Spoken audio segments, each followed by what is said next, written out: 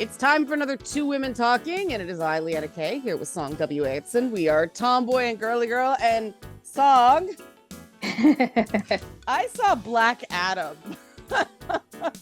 Oh boy. Yeah. This has never happened to me before. I had ticket buyer's remorse before I went into the movie. I bought it the night before, and I woke up the next day, and it was this "what did I do last night?" which is a really boring reason to have morning after regret. I'm like, why am I doing this? Because I bought it after I saw the reviews that said the script is terrible.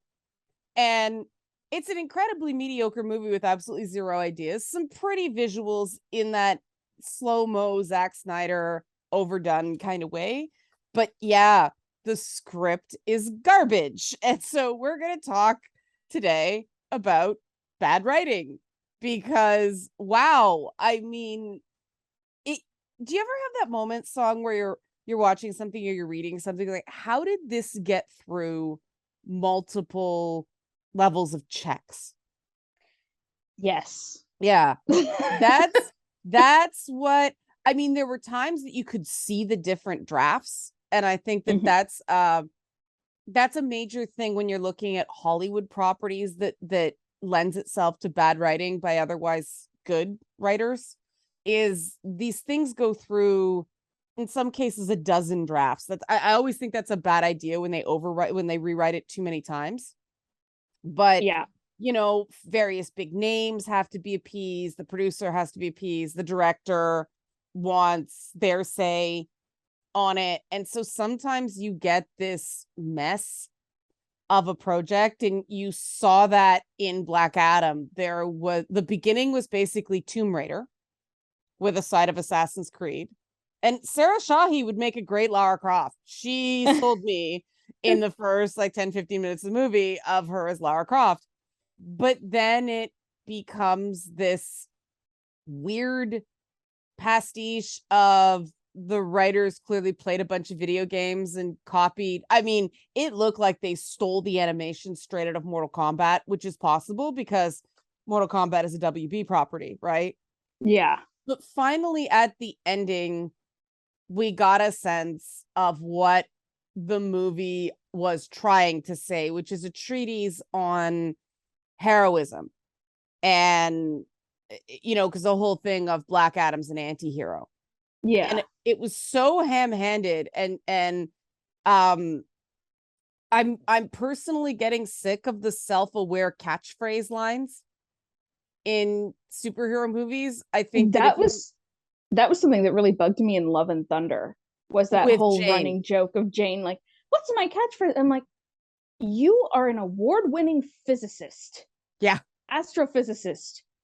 Please behave like an adult. Yeah, see, that was one of those lines, and this is something that we get into with sort of meta superhero commentary. We have so many superhero movies. Superhero movies are trying to say something about superhero movies, which to me, and this is one of the things I think a lot of people do, and it's a mistake, is they try to make something that's everything to everyone. And that's a problem. We talked about this before. That's a problem with the blockbuster superhero movies, is they try to jam too many details so everybody has something instead of just telling your dang story. And I mean, in the comics, one of the worst parts of the Jane Foster Thor run was the damn catchphrases. I mean, that moment where she said, actually, it's about ethics and hammer throwing. I guess they were trying to call back to that with that line. But yeah, the catchphrase runner bugs me. Either get an actor who can deliver those corny lines with gravitas, or avoid them. And I do. Sorry, go ahead. Well, I was thinking back to the first Fantastic Four movie, where it's like, its clobber in time line came from a toy, right, that's made of the Thing, right, before they were even out, basically. Yeah. And he's like, that's a stupid thing to say. But then, at the end, he's like, what was that line? It's clobbering time. Which is like, it worked there because that movie was goofy. Like, it also wasn't very good, but it was goofy. Yeah. And so something like that works there. Yeah. And that's the thing about writing, is you have to understand the rules so you can break them. And everybody has a different idea about what constitutes good writing, what constitutes bad writing. And that's why I really want to, I mean, full disclosure, guys, Song came up with this topic. This is what she wanted to do, but I thought it was a good idea because I keep seeing people say, writing in something is objectively bad and then providing no backup to it. And I mean, we've both been writing a fairly long time. I've been writing far too long. I have gone through periods of intense fatigue as a writer, and that's why we were talking before the show, breaking down bad writing, lazy writing, cowardly writing, and then there's exhausted writing, when you just have to get it done. But defining good writing and bad writing is a real challenge because there's a high degree of subjectivity. Yeah. And there are some things, but then, like, okay, cliches, overuse of cliches, right?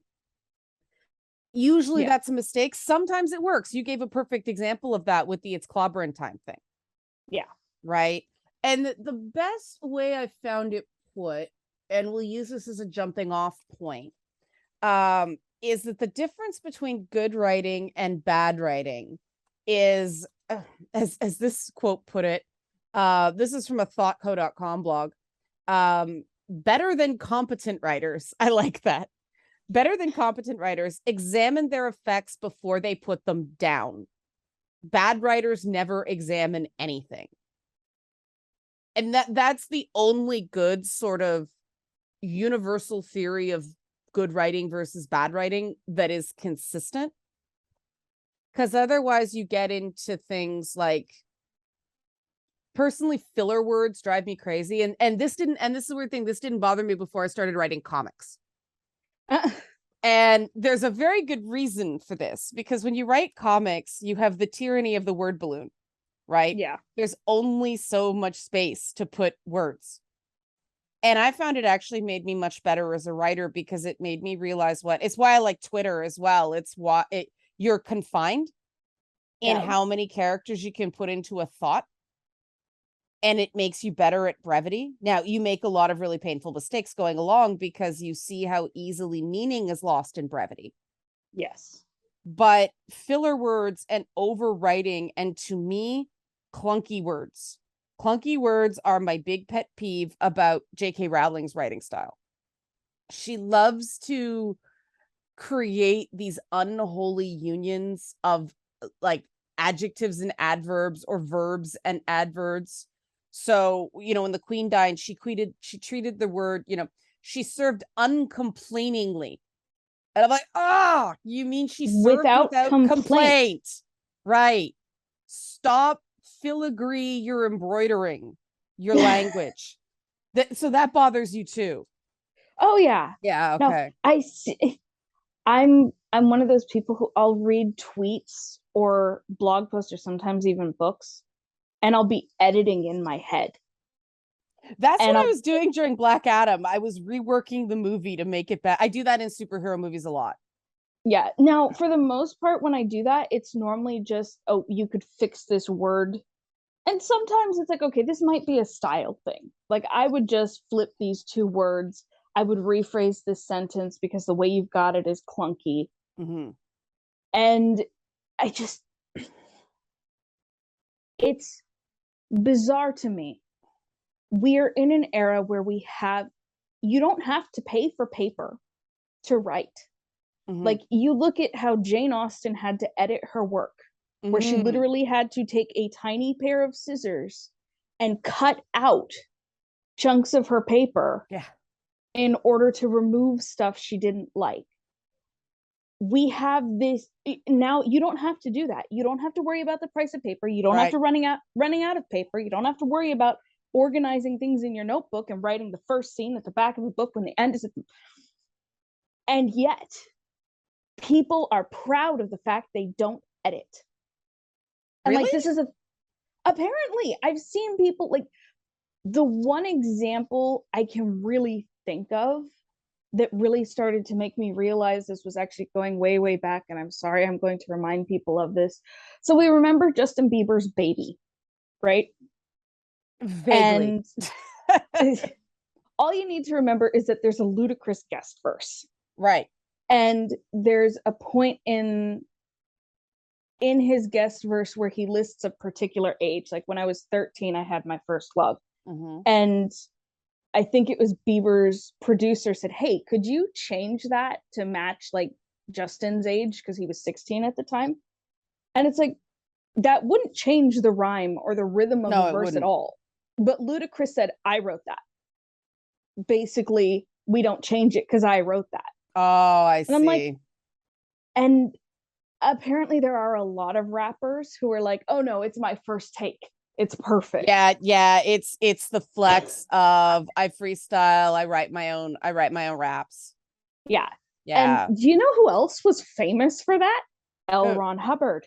Yes, he was. And no one's saying he's good at anything he wrote. Well, that's the other thing. You see the Harry Potter books, and I use them just because people know them. You see those first three books. Those first three books were decent kid lit. And then Walmart wanted the price undercut to get people into the stores. And so they wanted the same cover price, but twice the book. And so all of a sudden, book 4 becomes this bloated monstrosity. And I mean, it's 3 times the thickness of the previous books. Yeah.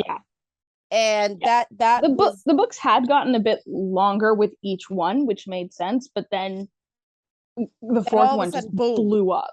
Yeah, like all of a sudden the series went from kid lit to YA, and they stopped really editing J.K. Rowling, and you can feel it. Right. And I mean, that's one of the big problems with the prequel trilogy of Star Wars is no one was editing George Lucas because no one was telling him no. See, that's an example of a series of movies. When I first saw them, I was like, this is terrible.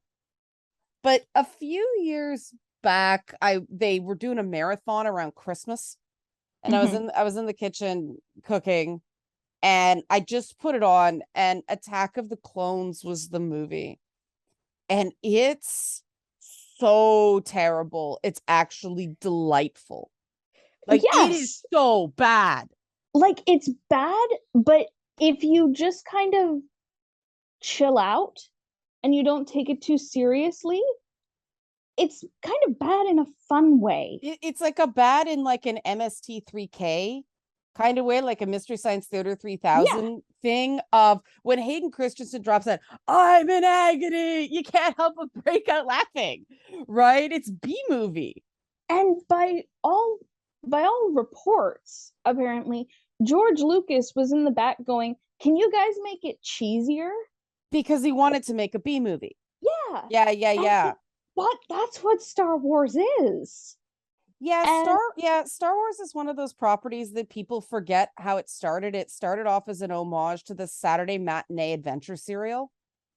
Yeah. And I think that's why The Mandalorian works, because it really doesn't try to be anything but what it is. And, you know, like I was telling you last night, anything non-Mando Star Wars, it just makes me mad.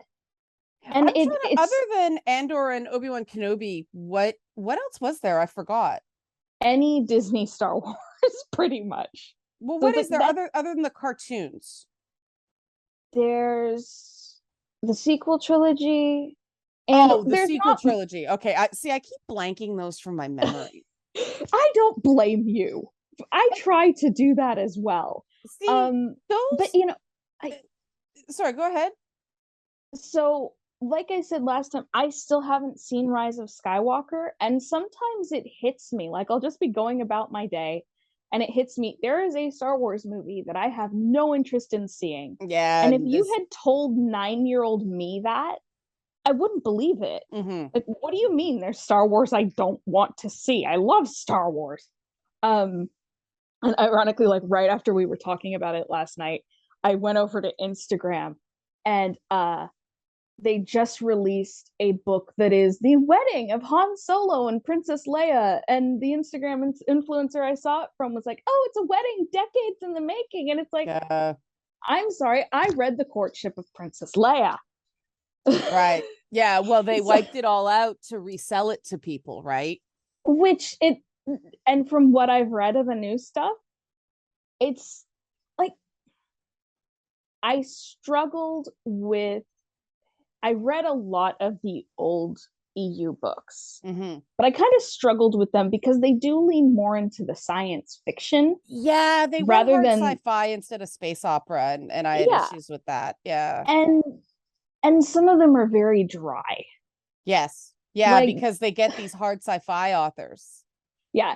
And I don't know if this is true or if it's just sci-fi, but like I came to the conclusion I struggle reading male authors because I know what you mean. The particular writing style that blanking on his name now. Starship Troopers. Heinlein. I think that method, that style of writing that goes back to Robert Heinlein is a acquired taste, I shall say. It's very much a throwback to 60s science fiction. Yeah. And like, we know me, I want the gritty details. I want to know about the dresses. I want to know what people's wearing. I want to know what people are feeling. And someone was reading Calidus Chronicles and they said, oh, it's very Tolkien. You talk a lot about food. I'm like, well, technically I'm more of a Lewis girl. Yeah. Lewis was known for that as well. It's like you read Narnia and suddenly you're hungry. Yes. I thought Turkish Delight was going to be the greatest thing I'd ever tasted when I had it, and it's gross. It's rosewater jelly, basically, isn't it? Yeah, well, it has to be. I had it once, and it was actually freshly made, and that was pretty good.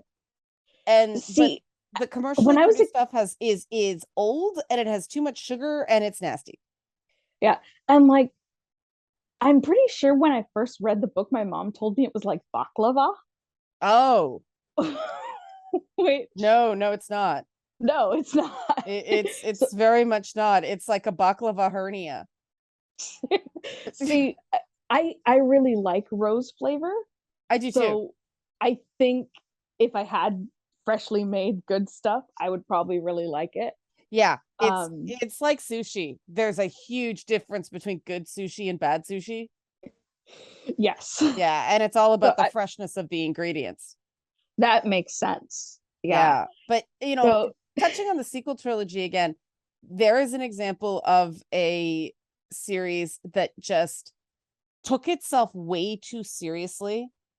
They didn't outline the entire story before they got started, and the result is at war with itself. And, I find here's the thing. So like I've talked about how I don't like writing by committee because I think it's soulless, and that's how we get stuff like Black Adam, where there's too many cooks spoil the broth because you have too many people and too many visions. But with the sequel trilogy, I look at it and I go, aren't you guys supposed to be writing by committee? How did this happen? Like I mean, Rise of Skywalker, I think, is the example of, if it were not Star Wars, it would be a perfectly okay sci-fi rom. It just doesn't feel like Star Wars. The big criticism I've heard for, do you mean The Last Jedi or Rise of Skywalker? Sorry, The Last Jedi. Okay, yeah, that makes more sense. Because the big criticism The Last Jedi, the one where they just totally go back to the well, try to make Luke Skywalker Yoda, and Mark Hamill pulls in a fantastic performance, but he's right, that's not Luke. No, it's not. And that's why the joke is, and I think Hamill started this, but like other reviewers I saw ran with it, this isn't Luke Skywalker, it's Jake Skywalker. Yeah. Yeah, because Yeah. I mean, his whole thing is, and this is an example of, I have a very different take on what to do with this line. Luke lost his faith in his friends, right? Which is the classic, your overconfidence is your weakness, your faith in your friend is yours, right? He lost faith in his friends, and they just repeated Yoda's story with Luke. And it just felt so, Star Wars's problem is that nobody wants to do something new with it. So they just keep casting, I say the same 5 male faces and 3 female faces. It's not even 3 female faces. Okay, I guess there are 3, but it's like, I focus on that, it's all these brown-haired girls with brown eyes, the same soft features. Well, that's why I kind of enjoyed Reva, and everybody got on her, At least she was something different. Yeah, and I was really surprised that they went angry black woman.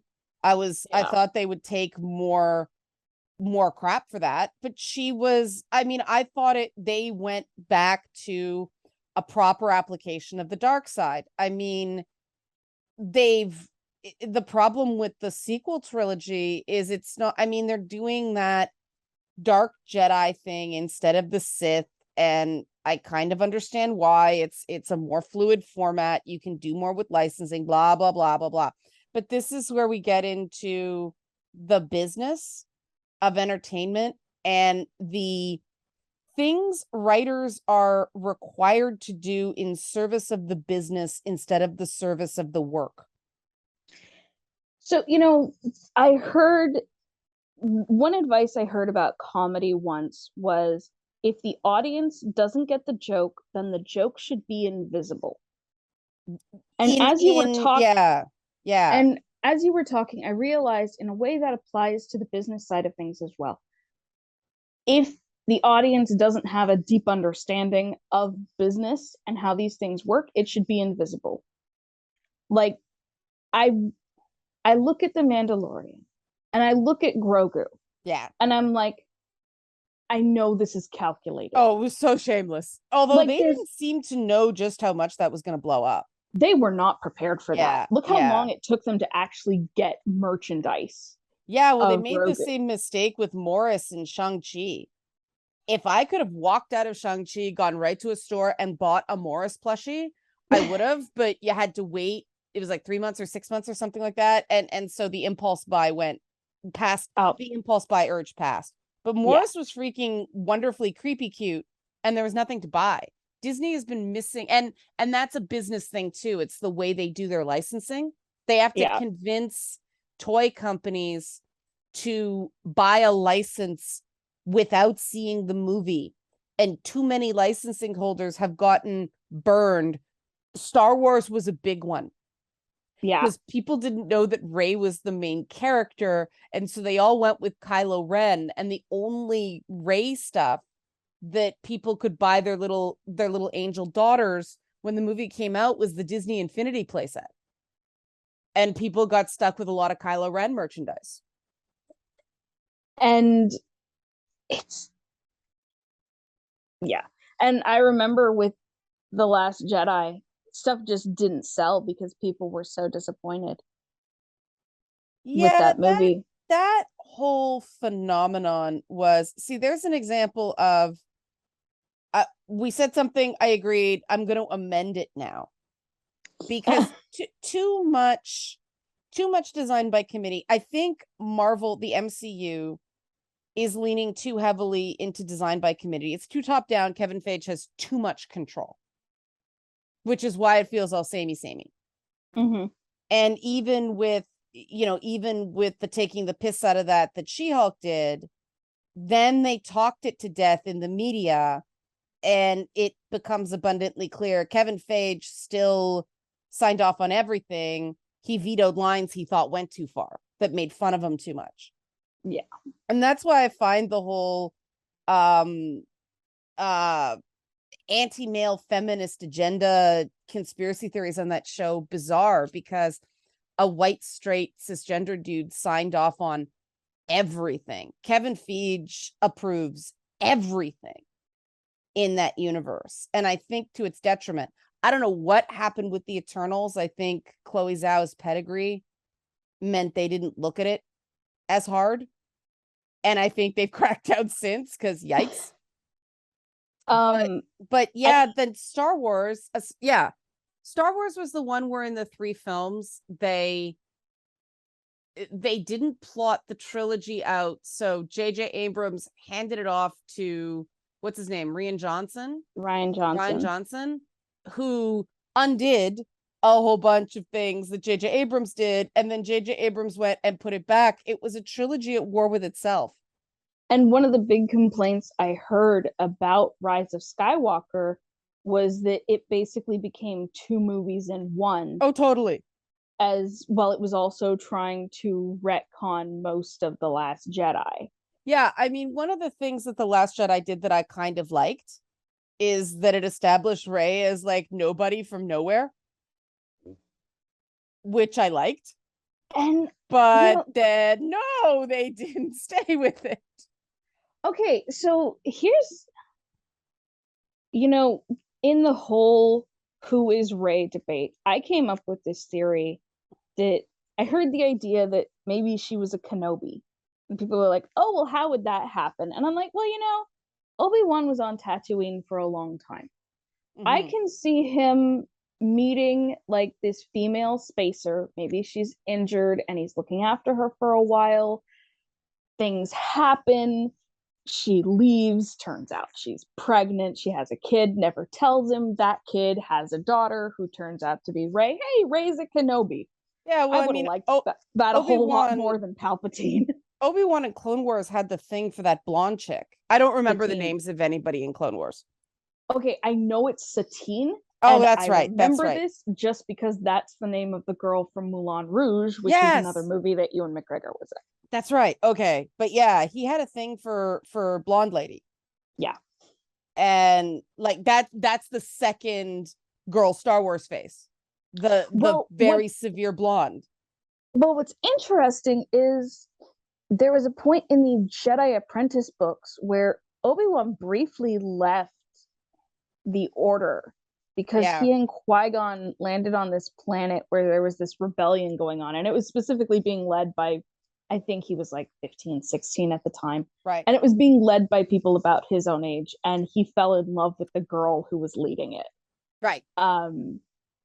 So it's like, obviously they're set up for that. And then I saw the whole Mandalorian thing. The girl died in the books. Mm-hmm. But yeah, those books were interesting because we did get to see more of Obi-Wan and Qui-Gon's dynamic. Yeah. And it's like, the writing was Yeah. Because, it was those little kids' books, basically. Yeah. But yeah. And I mean, that for me is a real thing of the good writing, bad writing. A lot of things that shouldn't work can work. Mm-hmm. But the thing must be what it should be. Well, you mentioned something, and I know I've talked about this before, but it's like, you have to understand the rules in order to break them. Right. Like with art, this is why they tell artists, yes, we get that you want to just draw manga style. Right. But you still need to understand human anatomy before you can do that. Right. Even Bruce Timm understands anatomy. Oh, yeah. And that's why he's so good at simplifying it. Yeah, Darwin Cook's the same way. Exactly. Yeah. Rest in peace. Yeah. Yeah. And it's one of my frustrations as a writer is there's all these channels on YouTube now that are teaching how to write a book. I can't stand those. And it's all these top 10 or these lists of 10 things to not do in your story or how to construct it, and it's so soulless. Yeah, I had an absolutely wonderful English teacher who taught us quirks of language using sci-fi stuff. The one I remember is Star Trek and the split infinitive. Because he was teaching us how English is one of the only languages where you can split an infinitive because it's two words. It's to be, right? To be, to go. Something like, I mean, that would be être, to be in French, right? Mm-hmm. You can't split être because it's one word.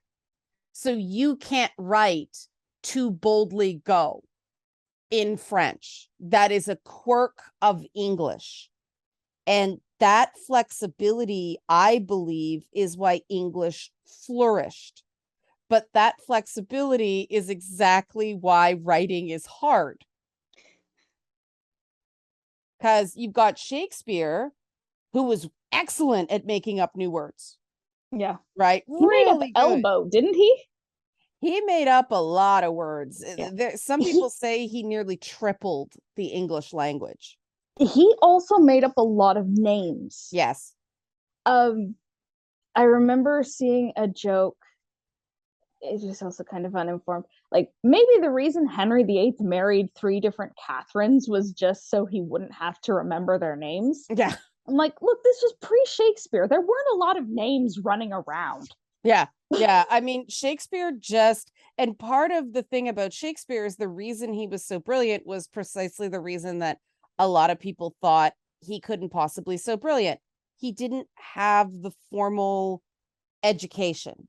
And personally, I think writing classes, creative writing degrees, things like that are destroying writing because they're turning guidelines into rules. And so those rules become self-fulfilling prophecies. And you get samey. No one's writing Finnegan's Wake anymore. Right? Nobody's writing that's why I love looking at rap lyrics. And Lin-Manuel Miranda's been doing these sort of love notes to classic Disney songwriting. Yeah. In on his Twitter feed and talking about the internal rhyming that they did on The Little Mermaid. Yeah. He knows what he's doing, man. Like, he's Lin-Manuel Miranda, I have to be objective with him because he's a guy, he is not great, but he's so entertaining and he knows how to apply things in certain places. We don't talk about Bruno's a brilliant song. It is. Yeah, like both in terms of it's just catchy as shit, but the story it tells, but also the structure of it, the way everything interlocks, it's the best thing he's ever done. Yeah. Now, okay, there's a ton of recycled stuff, tricks from Hamilton in it. Like, it's the same pattern on Dolores's bit as he uses for Angelica's stuff in Hamilton. It works fine. You know, everybody's got their go-to so that they can expand in other places, right? You don't have to reinvent the wheel every time. And I mean, that's what a trope is. Yeah. Basically. It's recycling an idea, but you give it something new. You have to put your own spin on it. Yeah. And that's what makes it decent writing. And that's another thing that's making writing kind of cowardly lately is the brutal critical wing of the discourse, right? I mean, Tropes versus Women destroyed video game writing.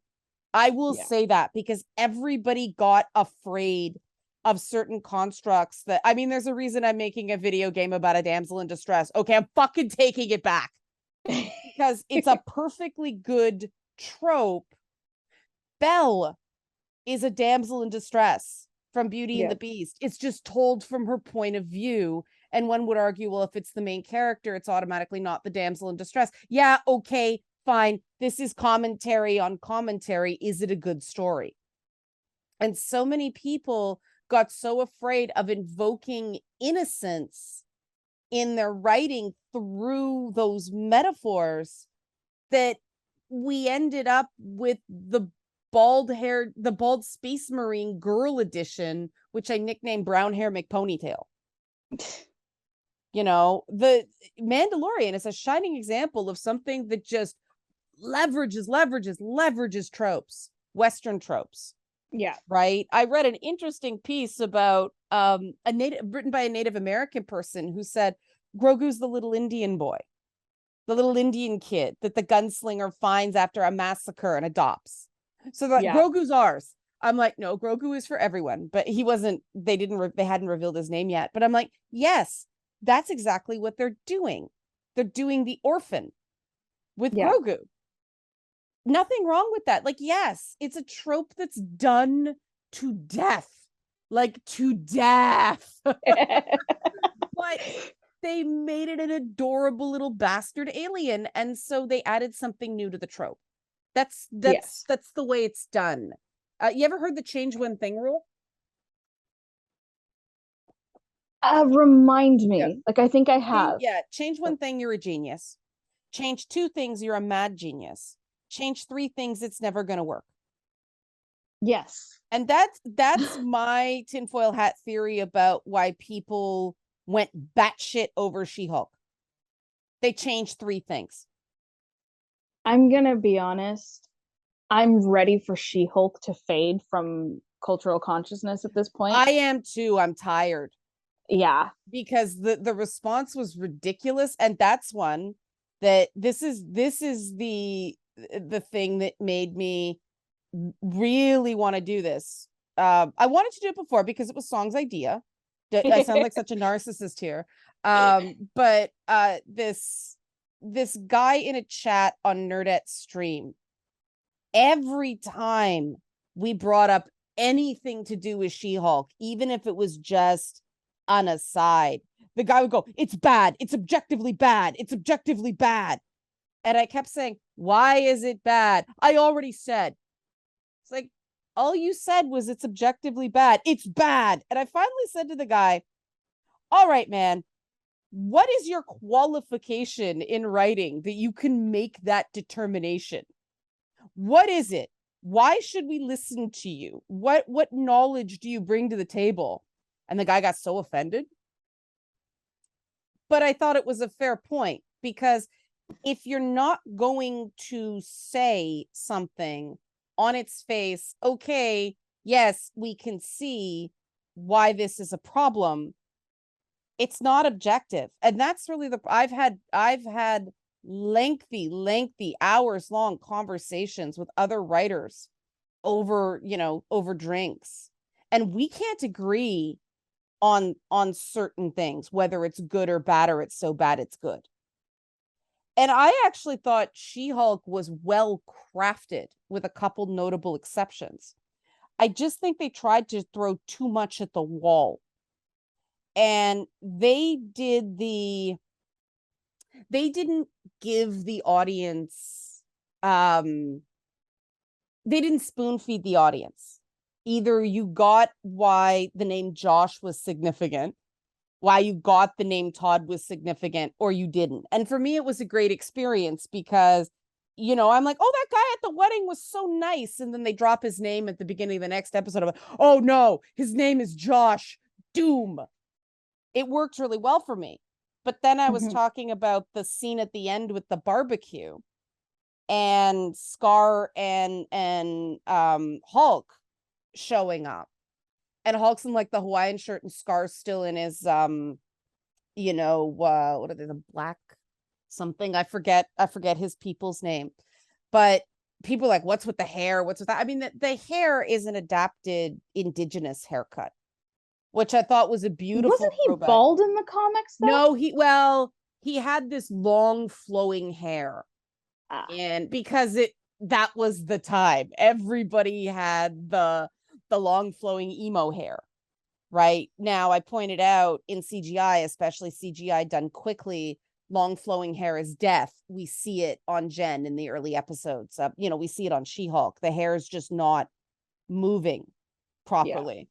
Yeah. But I liked the indigenous hairstyle because of the nod to John Carter of Mars.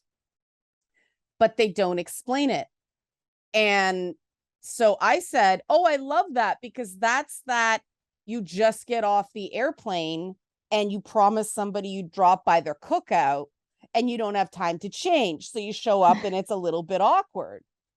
But nobody I was talking to had that shared experience, so they didn't pick that up. And so that, and that's where sort of the beta reading process and the testing comes in, is it because so much metaphor is based on shared experience. We accept these things mean things because that's what they mean, right? Mm-hmm. Sometimes it does not land. And I think they were trying to do the technique you were talking about of, if the joke doesn't land, it's invisible. Mm-hmm. And I think too many people, just because so much was invisible, it was sort of a comedy dog whistle, if you will. If you got it, great. If you could hear it, yes. If you didn't, you couldn't. It left such a vacuum in the minds of especially men that they started pouring conspiracy theories into it. And honestly, I think most of those conspiracy theories had been around already, because they're things I've seen growing. Yeah, you explained to me that this beef goes back to Rick and Morty season 3. Mm-hmm. Which, come on. I know it's real, and this is a problem with writing. This is creating a lot of really cowardly writing, and I'm seeing it, that DC is terrified of their fanboys. Marvel is trolling them. And I don't know of a third option that can work. And that's an issue. I feel terrible for the people tackling these scripts. Even though I despised what the writer did on Loki, I am willing to give him another chance on Secret Wars, because it's a totally different concept. He doesn't get to put his Mary Sue in it. And are you sure about that? Well, it's Secret Wars. It's a much more, there is a structure he is going to have to follow. He can't go rogue and go, I'm going to take the title character and eclipse him by a female version of himself who's older, more badass, more mature, more powerful, and fucks him over at the end. Like, I don't know what they were fucking thinking on that show. Like, what? And I mean, there's an example of a concept. It was a COVID show. That show looks to me, there were some wonderful moments. Episode 4, episode 5, where it was like Crisis on Infinite Lokis and everything was going chaos, and there was the alligator with the box wine and all that stuff. Like, that was glorious. I haven't watched it. It's painful. It's painful. Part of it was just that I didn't care. I was actually kind of turned against Loki because, one, I was on Tumblr about the time the second movie came out, and they love Loki. And I like Thor. And, everyone's like, oh, Thor is just the big, stupid golden retriever. Loki is the good character. And I'm like, shut up and leave my golden boy alone. Well, okay, it's true, but I like golden retrievers. Exactly. Like, and that, one of my my things, I really felt the whole that there was no Loki in Love and Thunder. I think that was sort of the vacuum in the center of that film for me. Okay, look, Tumblr had this theory that if you didn't like cat, or how do I phrase this very simply? Because dogs are masculine and cats are feminine, it's socially okay to dislike cats, but it's not socially okay to dislike dogs, which proves misogyny. Okay.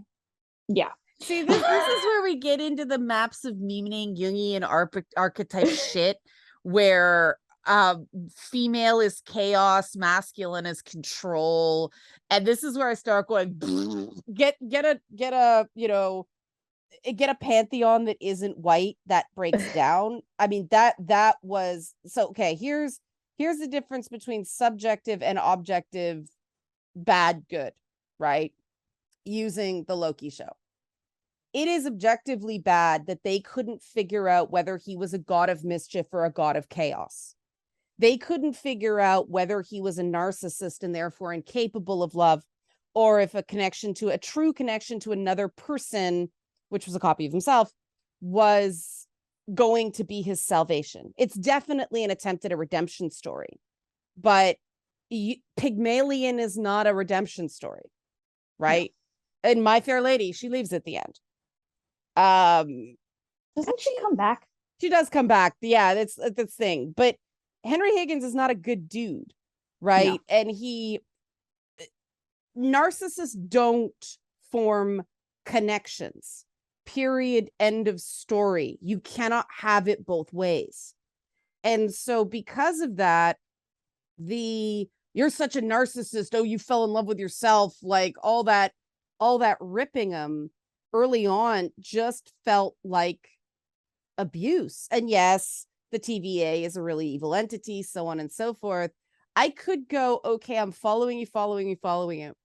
But you can't figure out whether this character's prime motivator, because Thor's the god of thunder, right? Mm-hmm. That's why he's so simple. That's why I love that scene I was waiting for that beautiful glass blown temple to fall in the opening scene of Love and Thunder, because Thor is a thunder god with a hammer. That's what he does. That's why he's Pookie, right? Like, that's why he's adorable. He is the god of thunder. They never violate that. Yeah. Loki is a god of mischief. And here's the thing. You know, something I've said, I think I've mentioned it in a couple of these podcasts. Yeah. But I know I've mentioned it on Tumblr. Twitter. Words mean things. Yes. And chaos and mischief are not the same things. If you want a perfect example of chaos, and specifically a chaos deity, DreamWorks Animation's Sinbad Legend of the Seven Seas. Mm-hmm. You have the goddess Eris, who is voiced by Michelle Pfeiffer. Yeah, there you go. Yeah. And it's kind of funny. My two favorite animated villains are both women with gray skin who wear purple sheath dresses, who are voiced by former Catwomen. You have a type. Yes. Yeah. Because my other favorite villain is Yzma from Emperor's New Groove, who's voiced by Eartha Kitt. Yeah. So she's voiced by So she's voiced by Eartha Kitt. Yeah. Emperor's New Groove was a really solid movie. That movie is fantastic. Yeah, really, and here's the solid movie. That's one movie that pulls off meta humor. Yeah. And that pulls off fourth wall breaks. Yeah. Like, how did you get here before us? How did we? And here's the map that shows all their paths that we saw earlier. By all accounts, it doesn't make any sense. And like, technically it's lamp shading. It's totally lamp shading, but with the tone, this is a movie about a guy who turns into a llama. A little lamp shading is okay. See, there's an example. That movie was exactly what it was. Yes. MCU, and it didn't take itself too seriously. Right. It still managed to have a serious moral, so to speak. Yeah. Well, that was a humble story, right? Yeah. And there's still so much you can get out of it. Yeah. But it's also fun. But Disney films, those features are so tight. Usually, they've gotten a little loosey goosey. But let me just make my objective bad writing point, and then we can move on. Right. Yes. Well, I can say I want to say something about how that movie happened. What, The Emperor's New Groove? Uh-huh. Okay, go ahead. So you might know this, but a lot of people might not. So that was about the time when Disney was after Toy Story came out. Oh, right. And even the director of Mulan was like, why would anyone else ever do a 2D animated movie again when you can do this? That's right. After seeing a first screening of Toy Story. And so Disney started shifting towards 3D. And basically they said, okay, we still need animated movies. Florida studio, do whatever you want. We don't care. We're focusing on the 3D. That's right. This is how we got Emperor's New Groove. It's how we got Lilo and Stitch. It's how we got Atlantis, The Lost Empire, and Treasure Planet. All of which are cult classic, underrated movies that are absolutely incredible. They don't fit the Disney formula. They don't try to pander to everyone. And that's why they weren't as popular, aside from some really bad marketing on account of Treasure Planet. Yeah. But all of those movies are absolutely fantastic and just glorious. And they know what they want to be, and they tell a good story while still being a little silly and still being fun. Yeah. And that's something that Disney hasn't had in a while. Yeah, that period of Disney films were just loose enough. Yes. That there was magic. And that's been the strange, I mean, the getting back to the objectively bad writing thing, because I do want to give people an example of here's objective. Now, when we get into some of this other stuff, it's subjective. So going back to Loki, my hatred for Sylvie is purely subjective.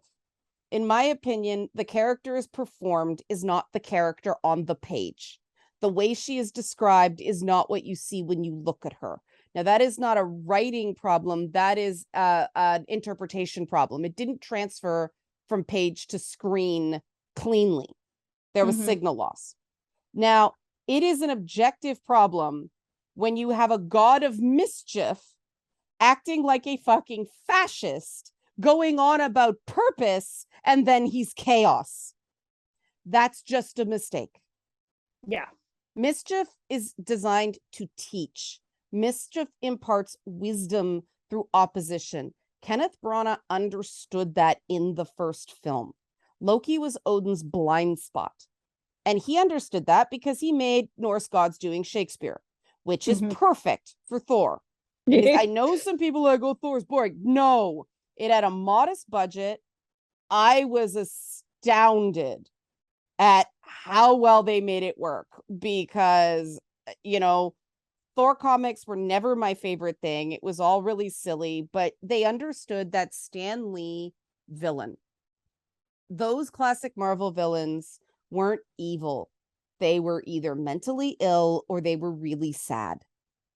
And that was that moment where Odin's a fucking dick. Odin's a dick at the beginning and he's a dick at the end. And that was a well-crafted movie. But it didn't have all the stupid, obvious jokes for the buttheads. And, people weren't, lampshaded and guideposted all along it. And it wasn't her. And so we're never going to get a movie like that for a very long time because we see what happens when anything's aimed at women. Right. Yeah. But I mean, I did not understand. A big problem I have in superhero films is that I don't understand why this larger than life male character is so besotted with the love interest. It does not carry me. And I admit, the much better woman was right there in Darcy. But for whatever reason, it was Jane. All right. I think Jane's kind of boring, but whatevs, right? Hemsworth sells those romantic moments. He has a gift for the puppy dog face. And that's why, like, Golden Retriever is a perfect description for it, but that's why it's good. And they write those movies to what he's good at, and they avoid what he's not good at, right? And that's why even when they're kind of a mess, and even when, because they're just desperately trying to there is a franchise desperately trying to prevent a core fan revolt, because that is a franchise, as much as I hate to admit it, first and foremost for white straight cisgender guys with a side of straight women romance, right? Yeah. Which is why you need the gay troubled younger brother as a foil, right? Like, I'm sorry.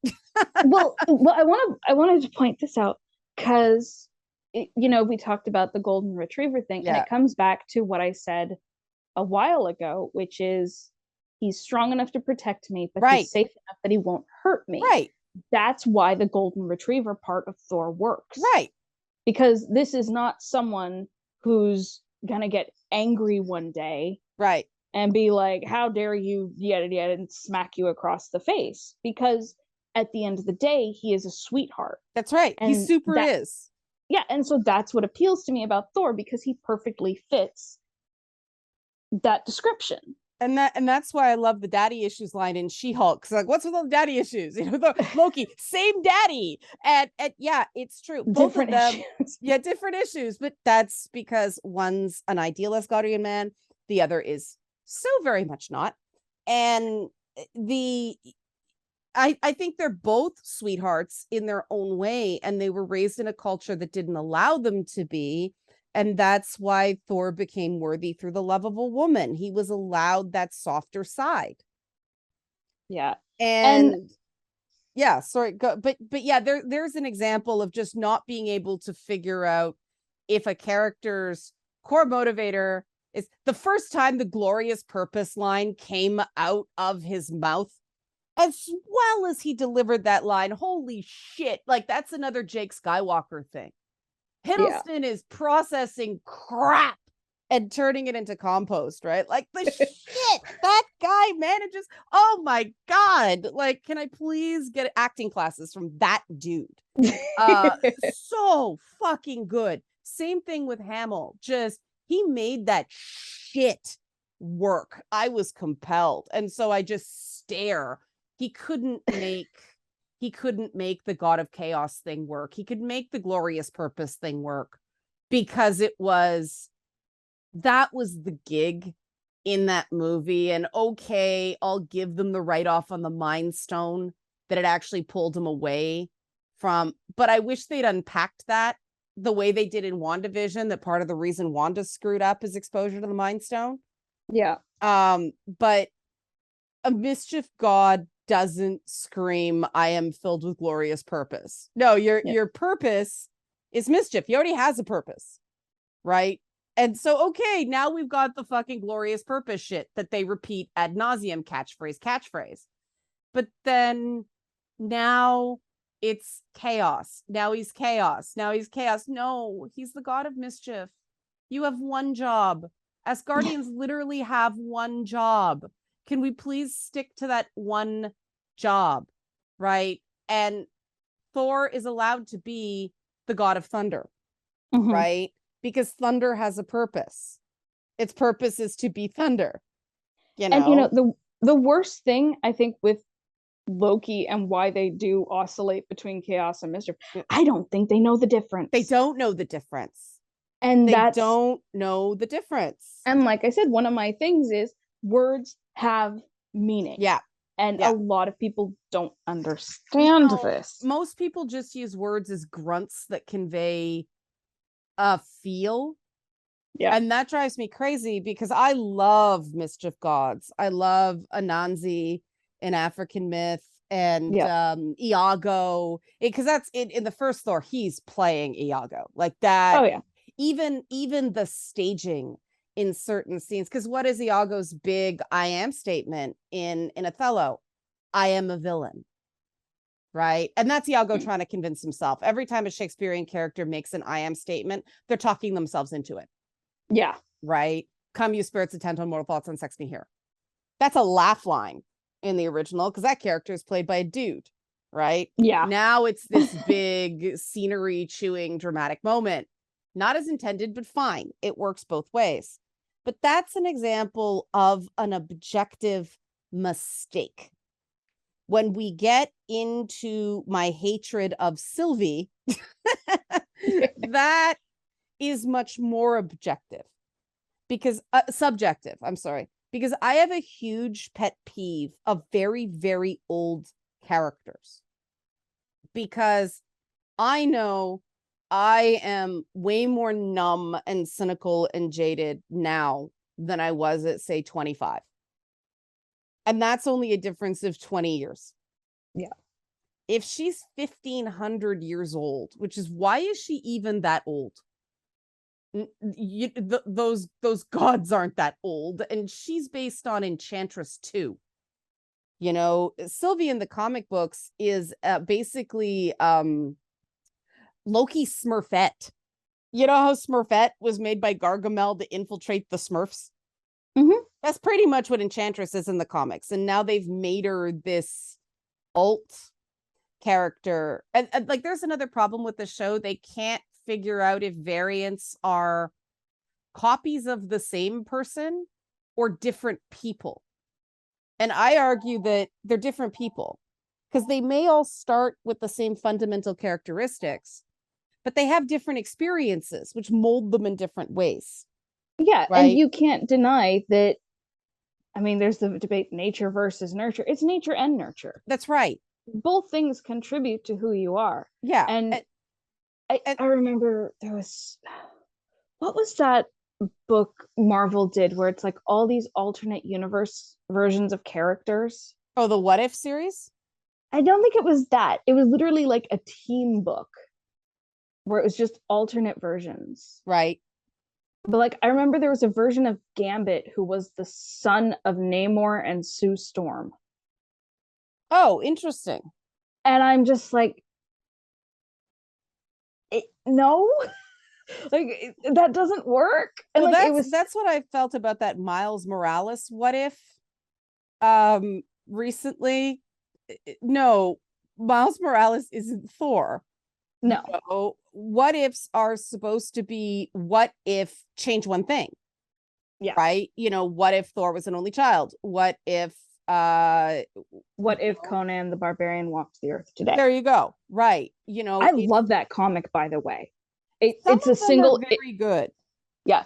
I actually own the floppy of that one. Oh, nice. Because I was like, oh my god, this is good. I mean, it's a reissue of the best What If cartoon of the series was the first one, and that was part of the problem with the series is, you know, what if Peggy Carter got the super soldier serum instead of Steve Rogers? And the reason that one was so good is because Steve still found a way to be a hero, because that inner goodness still came through. He just found another way.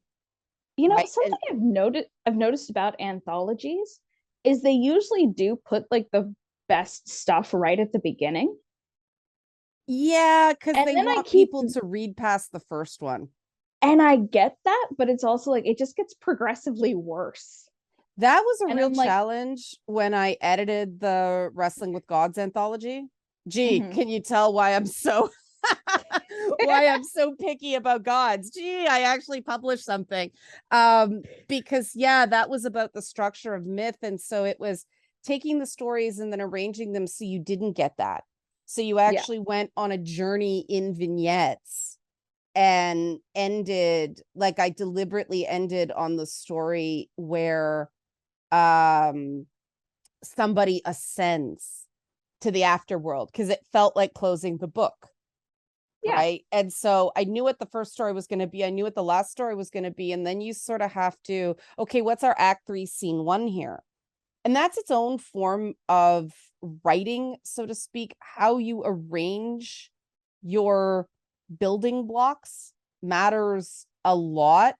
And I mean, that was what drove me crazy. The overuse of slow-mo in modern action films, I lay the blame for that solely at the feet of Zack Snyder. Now, in the way that Watchmen ruined comics as well. Zack Snyder didn't tell everybody to copy his overuse of slow-mo, but they so do. And I mean, it's this thing of someone does something that gets popular, and so people try to copy elements of it.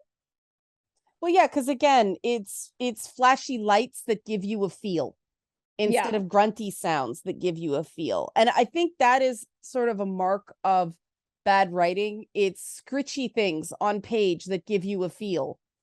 Not really.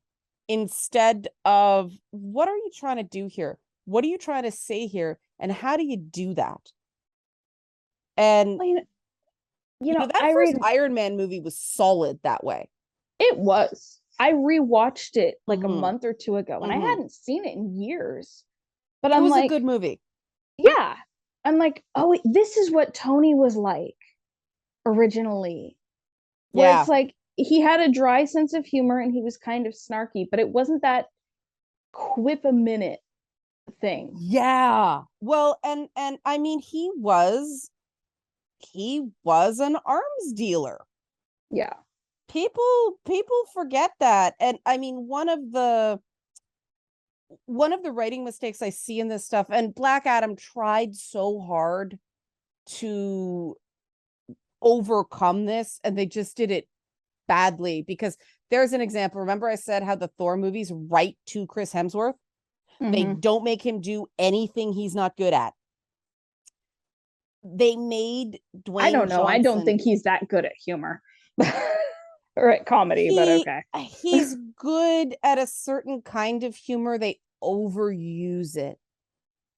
You can tell he's having fun in those dude bro scenes, you know, and they were really trying to maintain that James Gunn smarm in places, but only James Gunn can do James Gunn. People need to stop doing James Gunn, because James Gunn is so good at balancing the light and the dark, right? He will create these horrible, horrible people, but give them these little glimpses of they're not all bad and they're trying to be better. I mean, Peacemaker was so good for that. I mean, the way they did the bisexual coding on that character from the beginning, it was like episode 2. I'm like, this guy's not straight. And it's at the core of why he's so rigid and violent and nihilistic, because his dad made him miserable for being different, you know. And how did that show manage to tell that story better than these blockbuster movies? Well, because it's a streaming show and they can focus more, right? Yeah. But I do think that there's a, one, I talked about the fact that people think that these movie companies hate their fans. They don't. They're terrified of corporate, right? And there's a lot of internal conversations about what to do about fan revolts. And nobody believes me when I talk about this, that they don't hate the fans.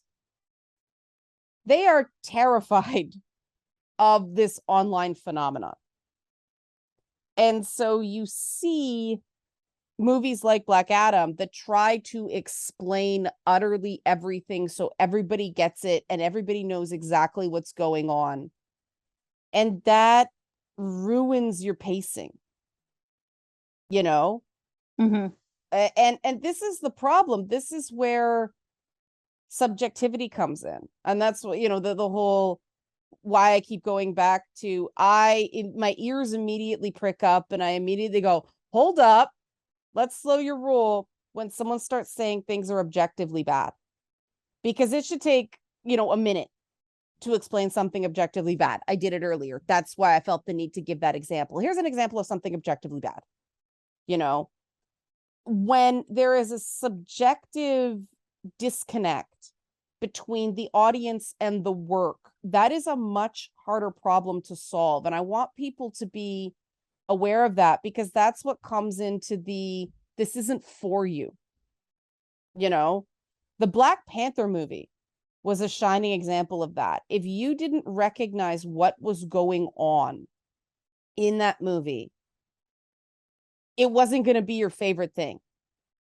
But they couldn't come out and explain what was going on in that movie, because it would have sounded like critical race theory, even though it was just Afro-Caribbean diaspora practice, right? They couldn't stick a pin in that. They couldn't do the speeches of, well, here's spirit and here's ancestor and here's Black Panther is a story of a mighty Black society because it was shut off for the world, doesn't have the power dynamics that Killmonger grew up in. And that's why Killmonger is such a disaster. And, T'Challa can be T'Challa. And what that movie did was brilliant. But when people go, I didn't think it was so great, I get that. Because if you don't connect to that stuff they were all doing subliminally because they couldn't be overt. You know, you're not going to connect to it, and that's fine. But that doesn't mean it's bad. That just means you didn't connect. And then we get to the whole turning red thing, right? And the thing Brie Larson got in trouble for, even though she was right. That there's no point in sending a white, straight, cisgender guy to review Captain Marvel. Right? I mean, if someone had asked me to do a review about it, it would have been pretty scathing. Oh, I didn't like it. Because I thought it was a mistake to make the first female Marvel superhero lead a cipher. That was a miscalculation. I get what they were trying to do. It just didn't work. People are so used to these likable leads. And there's an example of, well, they don't actually know how to make a female character likable because there's been no character that does very much in the MCU that the fanboys have liked that's female. You know, and they complain about everybody. I can't think of one. You know, because Mantis is a supporting character, like very supporting. Yeah. People are hit or miss on Darcy. I love her. You know. I have mixed feelings on Darcy. I've come to like her more. I didn't like her in the beginning because, again, she's very silly. Yeah, see, I love her. And we know that just didn't work for me. She's grown on me. Yeah. And I appreciate her much more now. And I think my big turning point with her actually was in WandaVision, where I don't know if it's just because I chilled out enough or what happened, but she showed up in WandaVision and I'm like, oh, I really like her now. Oh, they very much needed that entrance. In that show, it was getting so bogged down on format. I mean, there's an example of a show. WandaVision's biggest problem was pacing. Yeah. They lingered too long in the black and white. Disney has this thing I've noticed with Disney Plus where the more abstract and out of formula a show is, the more episodes they release on the first night. Well, basically, yeah, because they want people to get a taste. Yeah. So, but WandaVision, they released 2 episodes at once. Yeah. They didn't do that with Falcon and the Winter Soldier because that's Marvel formula. See, I loved that show, and so many people didn't like it. I get the controversy on it and why some people didn't like it. What is it? Part of it was they didn't like that it's a woman. They felt that the writers went too easy on her. Who? Power Broker? No, the woman. I don't remember her name. The terrorist revolutionary. Yes. And so people were upset that it felt like the show went too easy on her and didn't acknowledge the whole terrorist thing, and that I didn't get that at all. It's a sensitivity. And there is a sensitivity to stories about women at this point. Really? And I'm trying to say this carefully. Yeah. Because, I've come to the point where I don't really take a side in it so much anymore. I think I can see points from a lot of guys who feel attacked by these shows and feel that there is this bias towards female characters. I do see it. And part of why I see it is because I keep seeing these female characters that I don't relate to. Well, I think that's the bigger problem, is there isn't enough range in the characters they're creating. They're all these kind of before Kamala Khan and Jen Walters, they're all these sort of very samey tough gal tofu placeholder chicks, which we know I don't like. And I didn't like Black Widow. I didn't like Captain Marvel. I think Florence Pugh is phenomenal as Black Widow too. Yeah.